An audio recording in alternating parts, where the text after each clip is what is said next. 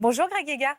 Bonjour. Je suis ravie de vous recevoir. Vous êtes une figure emblématique de l'émission de télé-réalité Les Marseillais. Vous êtes surtout une personnalité très appréciée de la jeune génération et la jeune génération nous regarde beaucoup. Ben, apparemment, voilà, c'est vous qui le dites, c'est pas moi, mais en tout cas, voilà, je les Mais aime je beaucoup. peux vous le confirmer. et- Vous remarquerez qu'on a respecté le code couleur avec Laurent. Oui. Ah oui. Marc, vous sortez. Oui, tout de suite. Je vous Pour une présente- fois que je suis pas en noir. Je vous présente Marc Gégère, qui est notre avocat pénaliste. De rappeler le numéro 3018, voilà, exactement, qui est consacré aux jeunes qui sont victimes de violences numériques et également à leurs parents qui se retrouvent parfois désarmés. Participation à la télé-réalité, justement, Les Marseillais en 2019. Vous me rejoignez quand je dis que les candidats de télé-réalité, on se permet plus de choses parce que, on va dire, ils sont issus finalement du public. Ils n'ont pas été connus pour... au départ, vous n'êtes pas connu parce que vous êtes chanteur ou autre chose. Et donc, on se permet plus de violence avec vous. Vous trouvez qu'il y a cette familiarité supplémentaire? En fait, moi, je pense pas à familiarité. Je pense que, ben, j'en reviens à ce que vous avez dit, tout simplement, je pense qu'il y a beaucoup de jalousie, en fait. Voilà, et c'est ça qui est grave. Ouais. Parce que moi, si je fais à l'heure d'aujourd'hui de la télé-réalité, c'est parce qu'on va dire, je suis quand même un artiste, entre guillemets. Parce que je suis pas une personne lambda. Parce que pas tout le monde peut faire de la télé-réalité. Mais je suis un personnage. Moi, je parle pour moi, mais je suis un personnage. J'ai mon propre style, j'ai mon propre personnage. Voilà, non, mais sans prétention, bien sûr. Après, c'est pas donné à tout le monde de faire de la télé, parce que moi, j'en ai vu. J'ai commencé en 2019, en 2024. Et du coup... C'est un métier pour vous, puisque vous dites, mon métier, c'est de faire de la télé-réalité. C'est un métier. ben oui, moi, sur ma fiche de paye, il y a écrit intermittent du spectacle. Mais Moi, j'ai commencé en 2018. Ça a été mis à la télé en 2019. Mais après, c'était quoi? C'était Les Marseillais? c'était les Marseillais en Et Asie. après, on enchaîne Et avec après, j'ai quoi? enchaîné. Moi, j'ai fait les Marseillais en Asie. Après, j'ai fait Moundir et les apprentis aventuriers. Après, j'ai fait le cross qui est avec d'autres candidats de télé, mais pas les Marseillais, mais c'est le reste du monde. Voilà, on enchaîne, en fait. Et là, vous allez continuer, vous continuez. Là, je continue, oui, mais je fais pas que ça, bien sûr. Ouais. Voilà, Vous faites quoi à côté? je fais du mannequinat.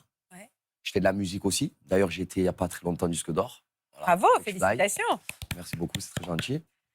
Et du coup, voilà, j'essaye de faire des choses où je peux me permettre de faire les choses. Je vais pas, par exemple, faire une chaîne de sport et faire des jumping jacks.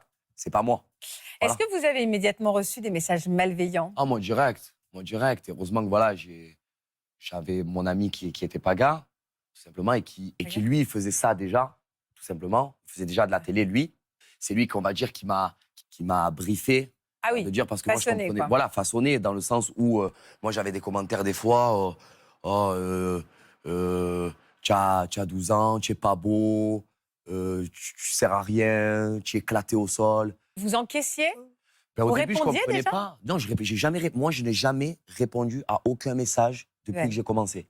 Parce que